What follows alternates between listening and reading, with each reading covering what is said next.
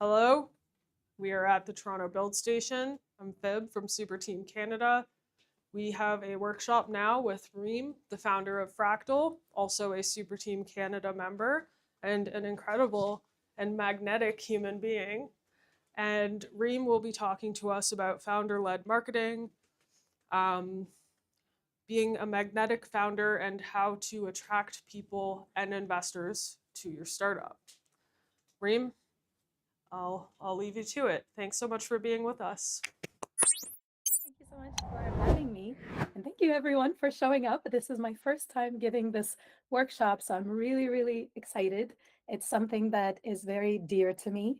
As Fib said, I'm the founder of Fractl. I am an artist who accidentally built the biggest investor network in Web3. It was on accident because I was running a marketing agency and all I wanted was to get clients. And then people started talking about the Fractl events as being the best ones for finding investors. And one of the VCs one day came to me and said, Rime, you really have like the best investor community in the space. And I'm like, I have the what? I had no idea what I was doing. All I wanted was to get clients, and I had no idea I had built something that was slightly kind of adjacent to my original goal.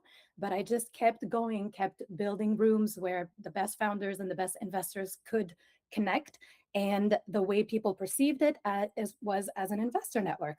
So I ran with it. I was like, okay, that's what I do now. I'm growing an investor network and I'm connecting people and I'm getting them funded.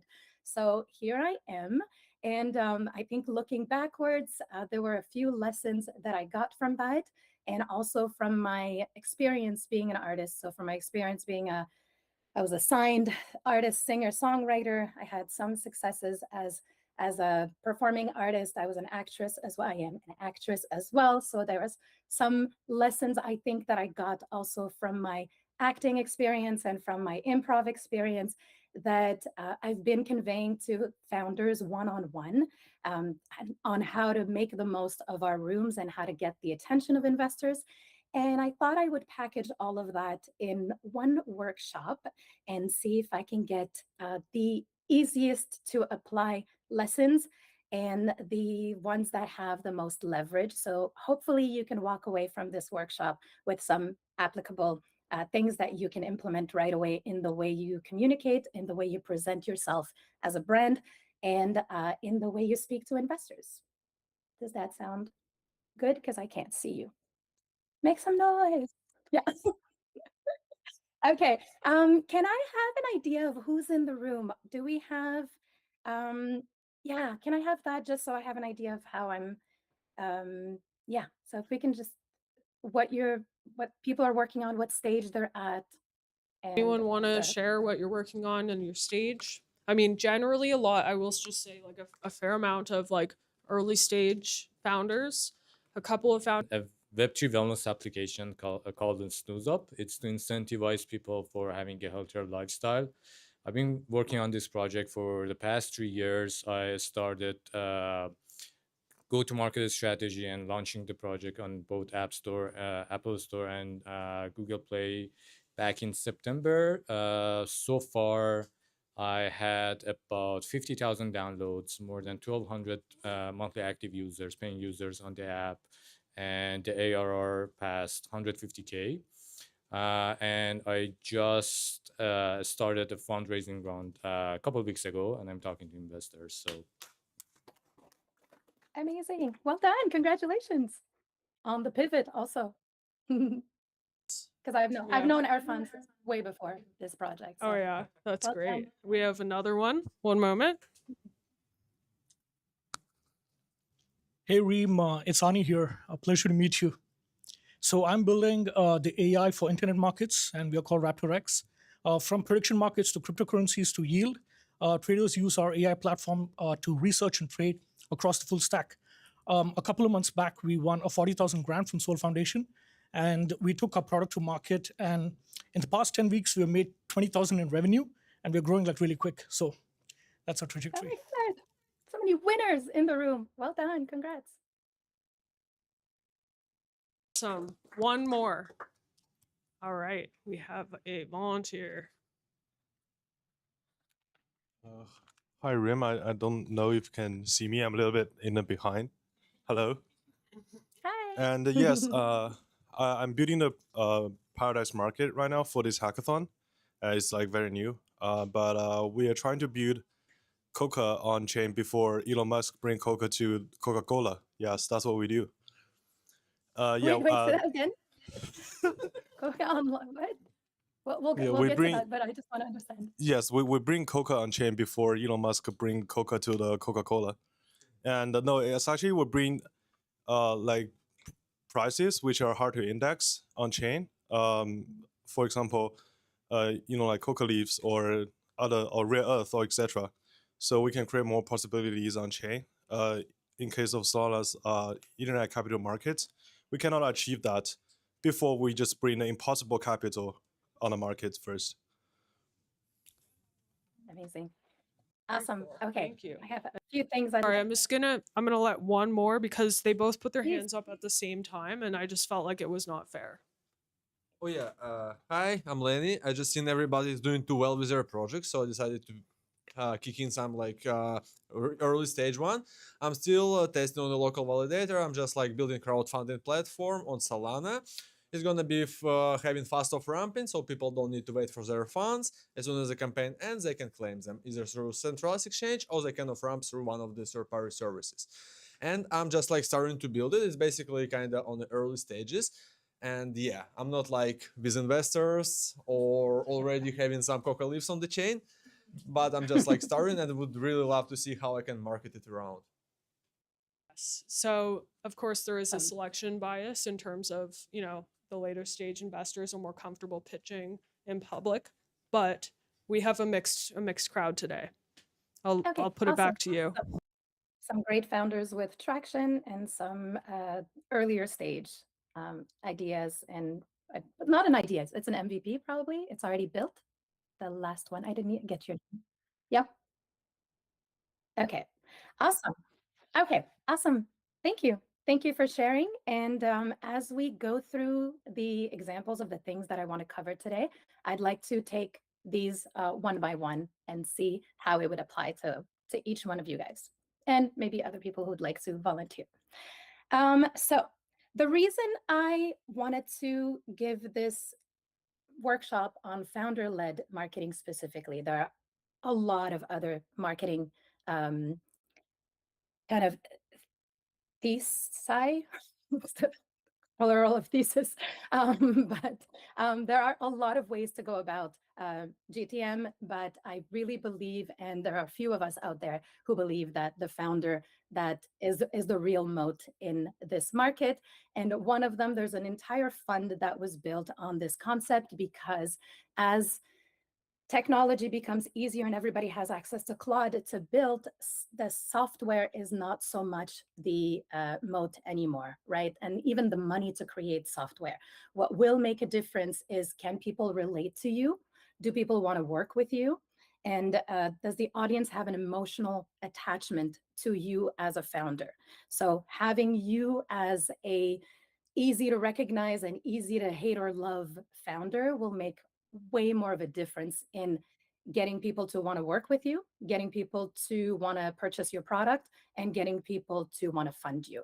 So these are the three things that my thesis is around, and a lot of people who are a lot smarter than me are around. That's what I'd like to dive into today and see how we can make your founder story a little bit more catchy and memorable. So this is the number one thing that I would like to maybe try to get in. This is not going to be like a lecture type. I would like to actually try to figure out some of these things with you today.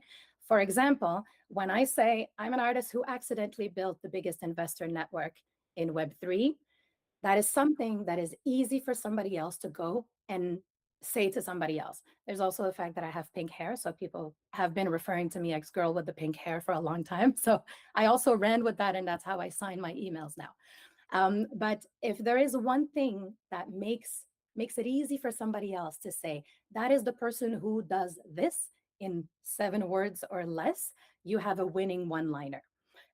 In acting and in screenwriting, it's called the log line.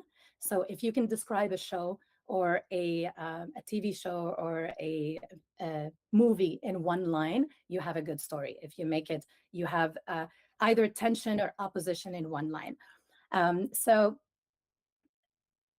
can I go back to Erfan, wellness app? Okay. If you tell me, I really like in your one-liner, I really like that you already have traction and people selling, but I'd like to figure out what makes your wellness app particularly, like what makes it stand out that you would want, that somebody could be like, oh yeah, it's the wellness app that this. Sure, yeah. So one-liner, I would say snooze up is the incentive layer for human behavior. Explain that to me, like I'm a Uh, dumb yeah. investor. So what we do at the Snooze Up, it's to incentivize technically the healthy lifestyle. Our main focus at the moment is on sleep cycle and physical activity Mm. during the day, and the way we incentivize those is through a subscription-based model and price pools. So user pays the subscription payment. Subscription payments accumulates into a price pool. We give them a set of lifestyle challenges focusing on the sleep cycle and physical activity during the day. Those users who successfully finish the challenge, and our challenges are weekly, by the end of the week, that price pool, it's going to get divided between them. So we give back the subscription payments to those successful users, and that's how we financially incentivize the healthier lifestyle. Mm. Okay. There is one concept in building a community or in getting people to purchase something in marketing, and it's the risk aversion. It's sometimes almost more powerful and more memorable instead of and we're just workshopping this, right? So instead of talking about the impact, the positive impact, you say, well, if you don't follow through, you lose money, right? Like in something in that would be slightly more memorable where if you say something like where if you don't what do you call that? Wow, English. If you don't follow through, you lose. And the winners, like making it a little bit more obvious that there's a winner and a loser and the competition, that it's a competition. Because incentivizing, it's like a lot of uh, and I'm only saying that everything that I say, and I'll tell you what because everybody has a lens that they're giving you a perspective from. The perspective that I have is I read hundreds of decks every month because for our events for our founders and investors event, we get about 1,000 people apply, between 1,000 and 3,000. Like Sync Token 2049 is about 3,000 people. So I don't read all of them anymore. I used to when I was a team of one, but I see so many decks. So this whole concept of incentivizing is so common that I wonder if there wouldn't be a slightly catchier way of framing it that makes it just a little bit more competitive, because that seems to be the appeal of this. It's like, oh, if I don't do it, I start losing money, right? Would that make sense with the way it works? Yes, that's right. So I guess one thing that kind of differentiates Snooze Up from other wellness apps that incentivize users is that we don't Mhm. have a token, so we're not inflating the token by having more users on the app, and the value doesn't go to the zero. So we're using stable coins, Solana, and that's how we kind of avoid that inflation and devaluation. So it's real money, not not a okay. So maybe it's that we're getting. Yep. I can let you finish. Yeah, I just it's something to think about. Obviously, we're not gonna find it here, but it's like if it's where getting healthy gets you real money or something like that. You know, like just a little bit more than incentivizing. So it's a little bit more concrete what that looks like. Um, even for and then you follow with we already have this many users competing every week, you know, like, and that shows that whatever system you have is already working. So that's it. That's the only thing I would have changed in what you explained to me to make it slightly catchier, that it's a competitive and it's competition is emotional, right? Yep. Thank you. Is it that? Okay, Yeah, we have a thank you. question. 1 second. I just want to try. Like, I would say, if you're healthier than the average human and you don't use snooze up, you're leaving money on the table. You're leaving money on the table. Yeah, I like that, leaving money on the table. That's something like because people really don't want to lose. They don't want to lose more than they want to win. And it's a weird way the human psychology works. So leaving money on the table is actually a really good path to what could be slightly like catchier. Yeah, I like that. Makes sense. Yeah. Um, One liner, one thing that makes, I don't know if I have that. No, let's go. Then next is the story. Okay. Another thing that makes a one liner really solid is something about you as a founder that is atypical. For example, artist and investor network, like they don't usually go together. But if you can tell me, this is what I try to tell the founders, and they usually bury it in the deck instead of making it front, is what is it about your story, your personal path that led you to this specific venture, this specific product, and would be unconventional. Can we take can somebody else wants to tell me maybe a little bit about your founder story, very short, like some things that you wouldn't expect, some things that, okay, somebody building this, you wouldn't expect that my background is in this. Hi, Reem. It's Ani here again. You can hear me, right? Hi, Annie. Yeah. Yes. So I've been in the trenches since the past like 5 years in the crypto space. And specifically, why I started to build this was last year I launched Solana's biggest meme coin called Aura, which ran to 250 million. And that kind of gave me like credibility and the distribution for my product RaptorX. And I was able to channel that. So in my deck, that's like the first thing which I put. And previously in 2021, me and my co-founder, we built the first NFT commerce platform for the Southeast Asian market, and we had an exit. So I highlight these points in the team side of the deck. So Yeah. would like your thoughts on Where in the deck is your team slide? right after the landing page. So we have the main cover page, and then instantly is the team. Yeah. Yeah. The This problem is solution, yeah. definitely a signal. What was it again, the problem you're solving for now? Yeah, so the biggest issue is fragmentation. Right now, for traders to trade across internet markets, from prediction markets to cryptocurrencies to yield, they have to jump between on-chain platforms and off-chain platforms. But RaptorX, like, we bring the entire ecosystem into one experience using our AI model.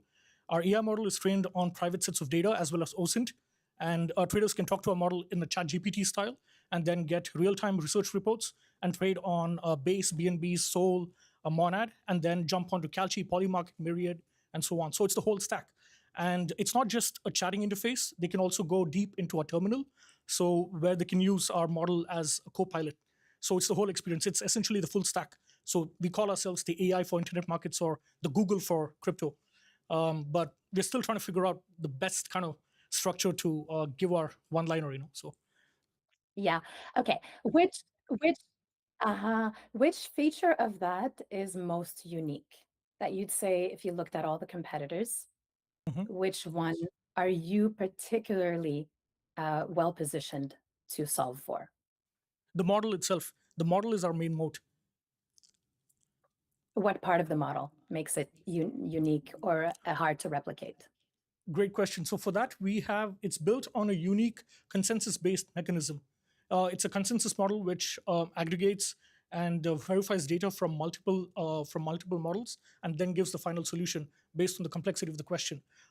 This consensus approach, we don't see anyone else doing it. For instance, like Perplexity or any of these products are more like model routers, but we do complete aggregation using our own internal logic, and that kind of gives us the wedge. In addition to using private sets of data sourced from private trading groups that we are a part of, and OSINT, which is open source intelligence. So that sort of like entire stack is our AI model. Okay. One of the big um, kind of trends right now is the obviously whatever solves for AI, or whatever AI surfaces as problems, which is data source. Data, like clean data sources, is a really big like a narrative that investors are jumping on, a bandwagon that investors are jumping on. Because basically, if I've learned anything from 3 years of running investor events, is that VCs don't usually have a thesis. They just go with, they de-risk their choices and their decisions, right? So how you de-risk it is by speaking to the narrative. So the narrative that I'm seeing a lot and I'm getting a lot of requests for is anything that's data, right? So from the very little or that I know of your project, so there's the aggregation and then there's the proprietary data. I would find a one-liner that comes after your humble bragging of of your that captures attention. So your humble bragging very quickly captures the attention, and then you go, and now I'm so cool that I'm fixing other problems. Now I'm fixing this problem that I'm uniquely positioned to fix, which is complete aggregation with proprietary data sources. Just that is simple enough because everything else is a feature. And from when you were talking, an investor does not have enough, or investor, anybody really, like just any, yeah, and nobody has attention span. I'm not just shitting on investors. It's like nobody has attention span, right? We have a million things asking for our attention. So what you want to do is just keep the things that have the highest leverage. Everything else is a feature that you can talk about after they ask you questions, right? But if you want to, your one-liner should be the one-line humble brag. So I built the biggest meme coin on this, and then I did the first deck in Asia, whatever, the decks in Asia. Now I'm building the only true aggregator with proprietary trading data. That's it. And then you silence. And that is one thing that I've noticed about founders, is because you're trying to get in as much as possible, thinking the more you say, the more, but you lose them after 30 seconds. So after you say that, you let them process how cool you are. And then they're going to come up with a question that gives you an opportunity to talk about the other features, right? But that, I would say, that's a one-liner that would make you really, really stand out. Understood. So you're saying that we give that the one-liner pitch, then wait for the moment to land, I guess, and then follow on with the next instance. Okay, thank you. That's the number one thing I saw. I created this program last year called the Fundraising Accelerator, because what I saw from when we were approving founders at our events, we know how amazing they are because we get an opportunity to see the deck and to look at their LinkedIn, their Twitter, and we get a kind of a sense of who they are as founders. And then they would come into our rooms and then they would talk for 4 minutes without ever saying the thing that made us want them in that room, right? Because you want to say as much as possible because you think that's your one opportunity. But actually, the most powerful thing you can do and it's not just with investors, it's say one line and then sit back and then wait to see what interests them. In the things you said, they're going to tell you what they're interested in, and then you get a chance to deepen on one of the things. So I think that's part of like being a good storyteller, is you say and then you wait to see what people are interested in. And that's why it bothers me a little bit to not be able to see you here now, because if I was in person, I'd be looking at your faces to see what you guys resonate with. And now I feel like I'm going in like as a monologue, and I'm trying to get a sense for. You're doing great. Also, I just Thank want to you. just let everyone in the room know we're muting and unmuting on our side. So if you start talking while she's talking, she won't hear you. Also, you're doing great. So look, I mean, just you can go back to the Google Meet for a second. If you look at around the room, like we have a bunch of people, so many founders, and I mean, you're doing a great job. But yeah, this is a full room. But yeah, normally, and then I would want if you take away anything from this, because I'm really loving the back and forth. This is way more interesting for me to hear from you, and then kind of live workshop this. But if you take anything from this, is if you can figure out this attention grabbing one liner, and then not say anything after that, you will get so much more out of anybody you meet. Really, really, really being able to let your powerful one liner land. And then, and that's a concept we learn in improv, which is, I think, the next workshop I'd like to run when I'm in person. Fib and Simon and all that, I'd love to do a improv class for founders, because the most interesting, the thing that makes people magnetic and is that they actually have a very developed ability to listen and adapt in that moment. It's not so much somebody who gives a presentation and it's okay, you say this thing and then you kind of adapt. So it's yes and. And who's done improv in this room? Raise your hand if you've done We improv before. we have a One, few hands, but two, two, okay. 3, me. Basic, okay. So basic concept of improv is yes and, right? So somebody, you say something, the person responds with yes, that, and this. So if somebody said, say Irfan said, the app, so that gets you healthy because you want to make sure you don't leave any money on the table. Silence. What do you mean money on the table? Well, the way the incentive is incentive mechanism works is, and then you get into deep, and then silence. Let them say something because they're going to have something to say about that. So if you can just apply yes and, that makes you somebody who makes them feel important for having something to say, basically. So yeah, so short, then leave some silence, even if you're dying to put in more words in the more conversation, and then let that become it's, and then it makes people feel also, especially investors, it makes them feel like they're leading the conversation. And so just psychologically, it makes them feel like they're interested, right? Because they're asking questions, because you didn't just vomit everything on them. Okay, I'll try to get through a few more concepts. The founder story. How do you craft a good story? If you have, once you've done your one-liner and they've expressed interest, and I'm using investors, but it's also the same with when you're hiring staff. Hopefully you never have to hire staff again because you're building agents. But if ever you need humans, you also have to sell them, right? You have to sell them on the vision, which is your one-liner, and how big what you're building and why it matters and why they should sacrifice in a startup environment to build this thing with you. But it's the same thing. There is something about the way you're telling your origin story that makes you somebody that somebody would want to get behind, right? And the anatomy of a good story is basically, I started out as this, and then this thing happened, and then this thing switched, and now I'm doing this, and my vision is this. That's basically what a story is. That's how a TV show is structured. That's how every time you tell a story, that's what it should be. So, and if it applies to me, GPT didn't do me right on this. Claude didn't do me right. I'm still training it. But my story is, before this, I was an artist and I needed money to fund my artist career.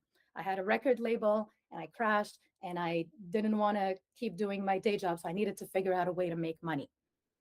So I crashed with the actually, and I crashed with the last market because I was trading and I was not a good trader. So last cycle I crashed. And then needed to figure out what to do. A friend of mine said I should stay in the crypto space and do marketing and sales because he thought I was really good at marketing because I had a record label before. And they said, stay and do sales. And I was like, okay. So I started doing this. I started running these events. And now I realized that I was running events that nobody else was doing at the quality that I was doing. So it opened up a new opportunity. And now I'm running this investor network and I'm helping other founders find the funding and get them connected and help them fundraise. So that's the story. Could have done better. But basically that's what it is. You have a where you were before, what happened that created some tension, where how you pivoted, the work you're doing, and then a a mm, kind of a projection towards a better future. Um, if we take, I would like to take, can't remember your name, but the last person who presented their startup. So the uh, the fourth person who presented, or the one that you were just talking to? No, the last, when I first asked the question, let me try to remember what the project was. I Right? got it. Thank you. Hello. Hi, Hey, yeah, this is Lenny. Lenny. Can Crowdfunding you, platform. the crowdfunding, exactly. Yeah, Okay, yeah. yes, that's what I wanted. Okay, that's what I wanted. Um, Tell me something about your life before this, something that maybe um, would be uncommon. Mm. What were you do- Actually, what were you doing before this? Give me one, Or two I was working like things. many industries. I was working like many areas from accounting to logistics, and I could never like kind of find myself. And just been watching like during the COVID, there was like some kind of news about the truckers who were raising funds and their funds got frozen. That's how I kind of realized blockchain can kind of help the crowdfunding. And then at some point, I was also working in a it's like non-profit organization, and they were supporting different organizations all over the world. And I was basically reviewing all their applications and grants and making sure committee like basically gets the compressed versions. And that's when I realized like, that like honestly majority of the funds that are getting donated won't really go to the cause, and they will most likely get lost in between the mediators who are just processing those funds. And that one was one of the reasons. And later on I also figured out there's like some kind of delay from when your campaign ends and when you can get the funds from the crowdfunding platforms. That's kind of Okay, awesome. Thank you. Your story started when you were working at the nonprofit and realized the tension is almost none of the money actually goes to the cause. Everybody knows this. Everybody knows nonprofits uh, are a front for for funneling money, right? So the story actually starts where right before the tension. Everything you say before actually might lose you the attention. And you can always go back in the story, right? You can always go back as the person starts asking more questions, but your story starts right before the tension that led you to this project in the context of selling this project. And then so you would have started with the one liner, what makes this crowdfunding mechanism special, what makes it special compared to all the other crowdfunding it's platforms. fast, transparent, and secure by the blockchain itself, and you can keep 99% of the funds collected. Okay. Is it solving for a specific type of crowdfunding? Yeah, no, this is what this is for, by the way. You're not, I hope you realize you're not pitching to me, right? I'm on your side. And I also kind of figured out in my mind, I'm like, oh, wasn't the best. No, it's good. This is perfect. The more specific you make it, the more it's going to stand out, not just for investors, but actually for your end user, right? If it's like crowdfunding for artists in South America, you know what I mean? Like if you make it more specific, and then you can always broaden, right? But you find one use case where it's particularly strong, and then and then build on that. And it also helps people kind of visualize what it looks like, because crowdfunding is kind of generic and it's hard to understand the how you're going to get the initial traction and why you versus everyone else, right? Um, because when you're talking to your end audience, they don't know about the fees yet because you haven't spoken to them yet, right? So, who are you speaking to? Give me like a few use cases that you've seen this crowdfunding do really well. I come from the So artist world, so I know the artists, but yeah, it's basically it can work well for anybody from projects to creators to artists to just like your personal causes. Because like let's say we just been discussing with other people, you got into hospital in like USA and you gotta pay your bill and like this that like money being delayed and etc etc. So that's one of the use cases. The other one, like let's say even the project is raising funds. I know there's like already too many crowdfunding platforms focusing on the projects, but overall it's like anybody can track this down and I will have like escrow wallet where all the funds go, so it's like more safe and secure rather than just like your conventional crowdfunding platforms. okay. I I would encourage you to focus on one use case first so you can build an emotional relationship with both your end user and the investors, right? So like a very something very specific so they can understand. Otherwise, they're going to say exactly what you just said. There's just so many crowdfunding platforms, right? Um, but just because there are a lot doesn't mean you can't be successful.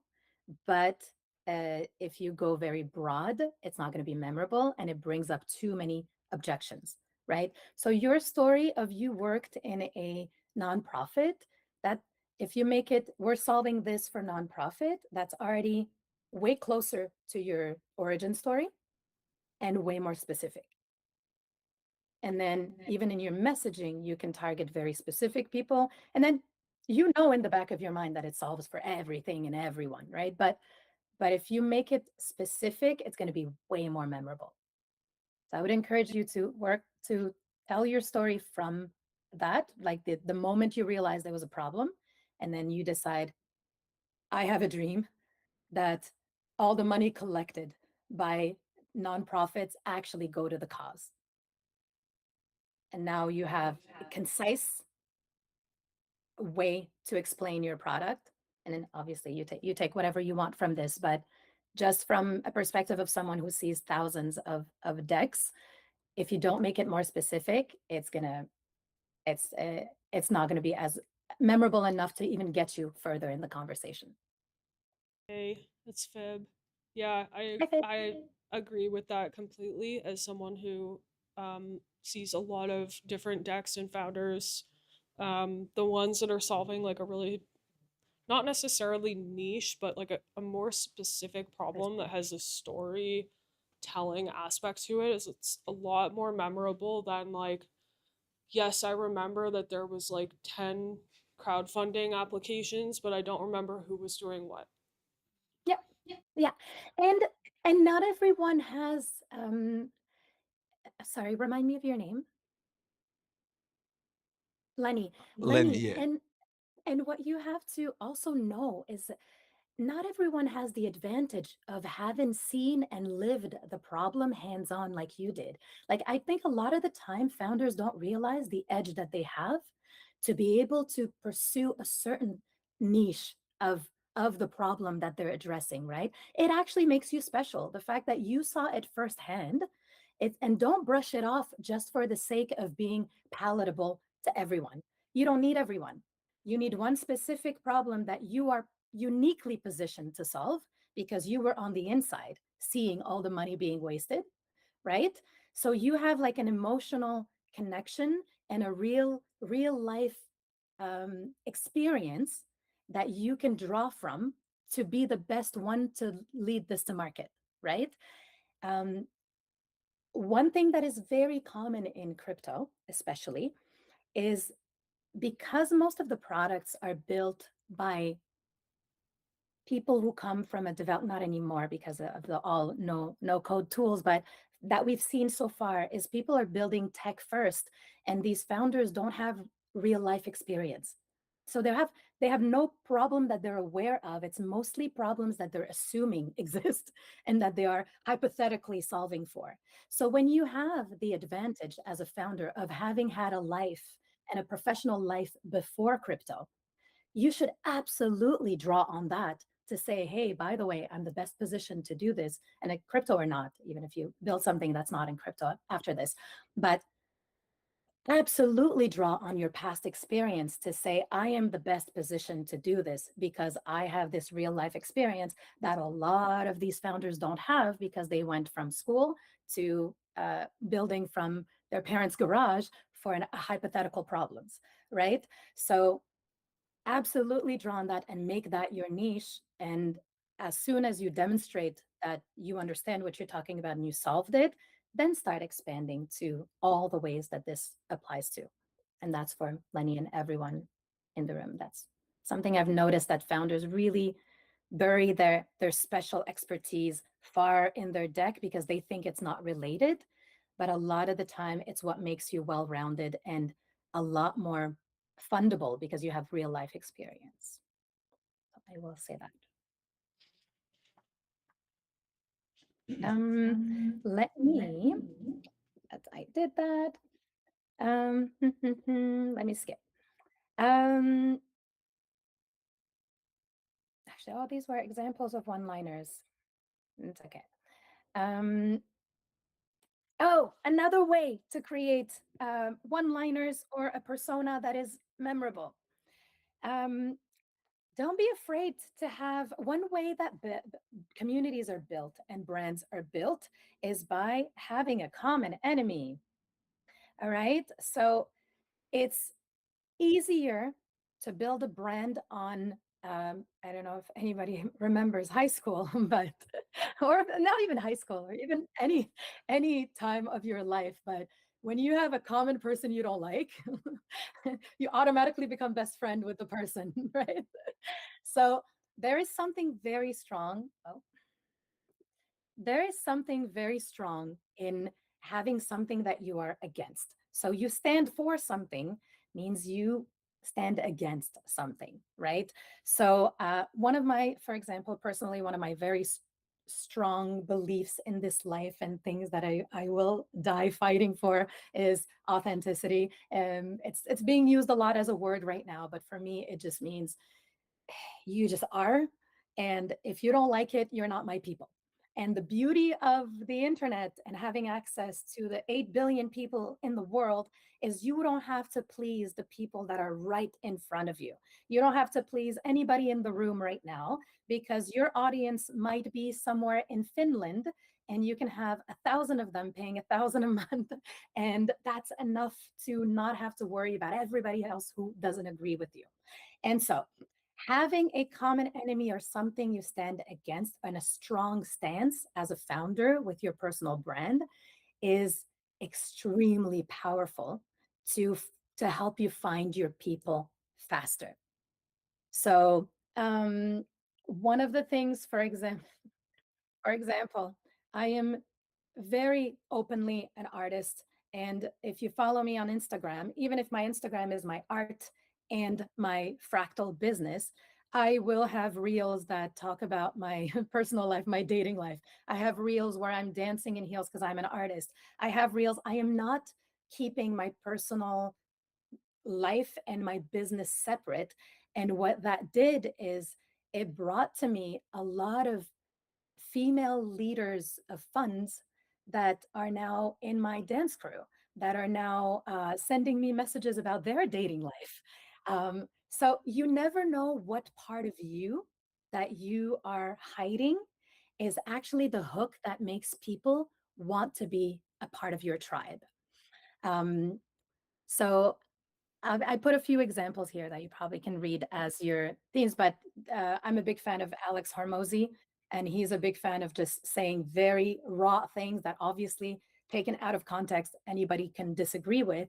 But the people who like him a lot like him because he says things, he says, don't, nobody cares about your feelings. And For some people, it's like that. I don't like that kind of personality, but the people who are like, yeah, I understand what you mean. Just get the shit done.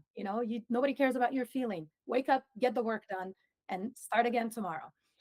So having this very clear, this is who I am and this is who I'm not, is actually extremely, extremely important in being memorable as a founder. That's why I think when you're looking at where you came from, it's kind of important to bring that in your story so that people know, oh, it's because you came from that. Oh, for example, Lenny, in your example, it's you against the status quo. That's a really strong one. Being against status quo, being against the way things are done now is a very strong stance, because there's probably a lot of people that feel the same way but have no power. Feel powerless or don't have the time or the energy to build an alternative. So when you name the problem or you name the thing you're against, you automatically gather the people who want to be a part of that, of creating that solution. So can you give me an example? Does anyone have, I'm trying to think of other examples of strong stances. I think Elon Musk is a good one. Like he just talk. The orange head. What's his name? The president. Or blanking out on the president of the United States. Trump. So Trump, Trump is a really good example of that. He's not afraid to say shit that really is very, very divisive. Divisive? That's a word, right? Divisive? You know what I mean? Dividing? Okay. It's what? Divisive? Okay. I feel like I've seen it. Okay. Yeah. So not afraid to take, you don't have to go as big as Trump. Obviously, Trump is there's people behind him, there's people controlling the narrative. So, but there is something really strong about having I am this, not that. Can you give me, can we try, who spoke before Lenny? It was a more complex product, and I wanted to get back to simplifying it. Um, Do you remember? wait, were you talking about the AI one, or He, there was another one that was he, here before? he was all the way in the back, if he's still around. Uh, yeah, he has left the room. Okay. I Is here. Do you want to talk about this? Hang on. Hi, I'm Adi, Hi, Eddie. and hey, nice to meet you. And Nice to meet you. what is your question? The question is, because the way the product was explained, it was, can you remind me what the product was? I just remembered that it could have been a lot simpler for people to understand, and I'm trying to see if there's an angle that could be us against them. So it's basically building a prediction market on top of assets or for prices of assets that are hard to index, and we'll be indexing them and bringing them on chain. Okay. Actually, there's no us against them in this case, but I did remember I wanted to bring the fact that it was hard to index and naming them so that it's easy to remember. So, like he mentioned cocoa leaves, for example, right? So, is it you're going after a market that not a lot of people are going after? It's like, is it because it's the power is in the the s- the scope of things you're bringing on chain? So the idea would be to go after markets that are sort of in that gray area. What makes them gray? The size of the market or the regulation? So there's legality. Legality. Okay, so okay, interesting.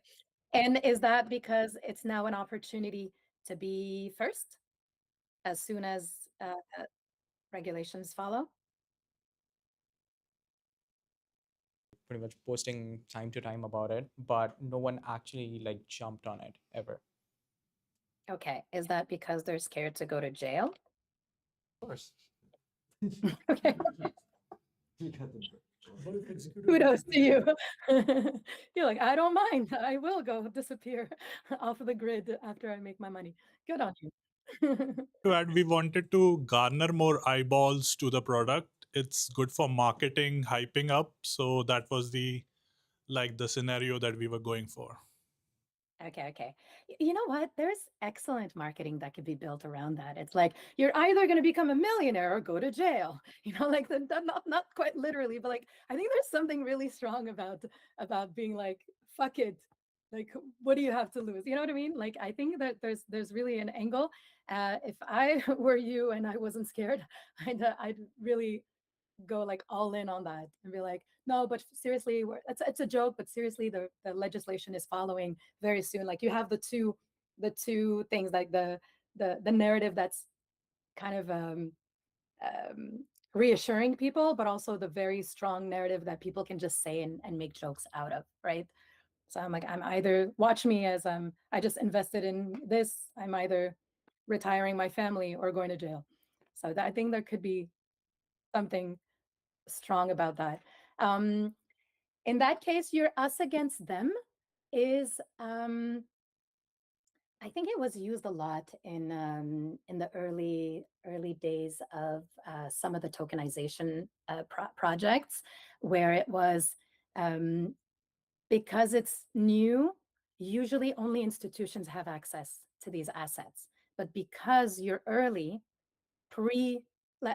what people don't understand is that institutions are bound by way more red tape, and it takes a really long time. Just like Bitcoin, it took way longer than any of us to be able to purchase. So there is a time period, like you said, because it's gray zone, where it's actually you get to invest before the institutions. So there is something there where the institutions are the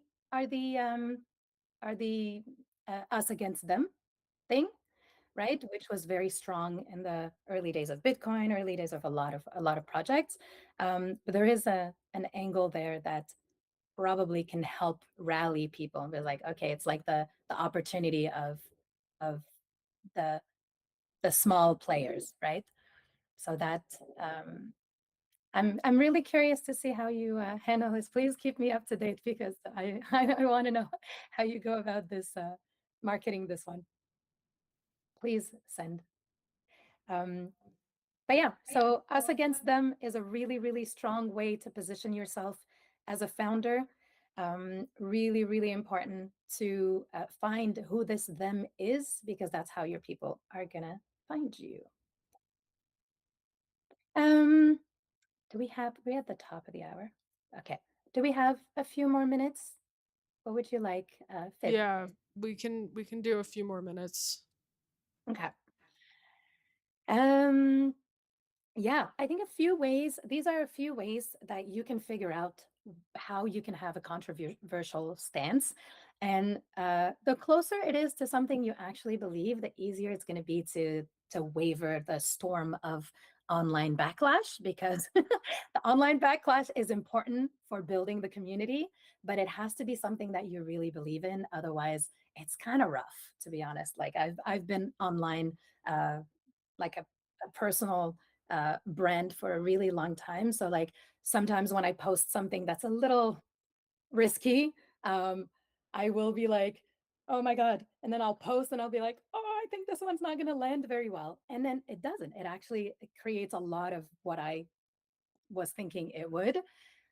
But that's also how the posts do really well. And but because I stand by it on a personal, on a core value level, it makes it a lot easier to continue speaking up about that thing. So when you find something that's like one thing I believe that most people don't is this, like unpopular opinions, but make sure they're actually unpopular so that it brings a lot of conversations. The status quo is the one we mentioned for the fundraising.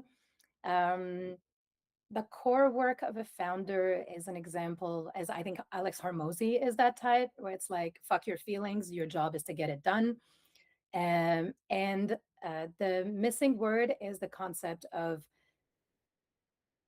I think that one draws a lot on your experience is because you come from a certain experience, this is something you saw that other people didn't see.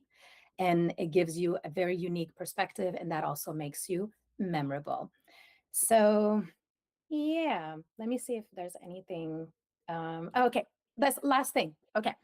What makes you magnetic? So besides having a very strong one-liner that makes you memorable, that makes it easy for people to say, that's the guy who, that's the girl who, and that's what you want to get to.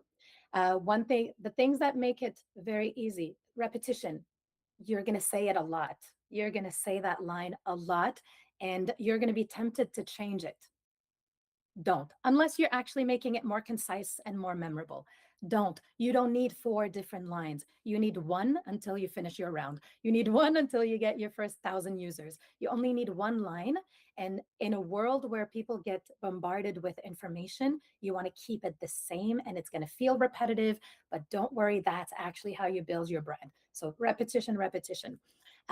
Showing the behind the scene of how you got there reinforces that one position that makes you really strong. That's teaching the method. It's something that's unique to you that got you to where you are today. Visible enemy is the them, like us against them. Really, really important. Being specific is what we talked about the fundraising one. If you make it very specific, you're going to build traction a lot faster. Personality. Don't be afraid to show the other. The one thing I see most of the time when I'm speaking to founders and we're helping them with their marketing, they think they need one Instagram page for their music and one Instagram page, or let's say Twitter. Like they think they need 2 different profiles for their quirks and one for their business. You really don't. If you do only one for your business, and if you're already public about something that makes you you, keep them together. The fact that you're a DJ on the weekend is what's going to make some investors interested in you, is what's going to make some of your target audience interested in you. So letting your real life personality into your founder persona is really, really important, and that's what makes you memorable. Please, I implore you, do not start different pages. I implore you, because if you start sharing your recipes and how you stay grounded in between, like your founder crisis, that makes you who you are. You might become the founder who makes the best bread. You know what I mean? And you never know what people are going to remember you by if you don't share all of the things that you're passionate about. So I implore you to keep your passions and business together, because that's how you get remembered. And last one is the one that I'm very, very passionate about, is showing your scars, which means don't be afraid to show your failures.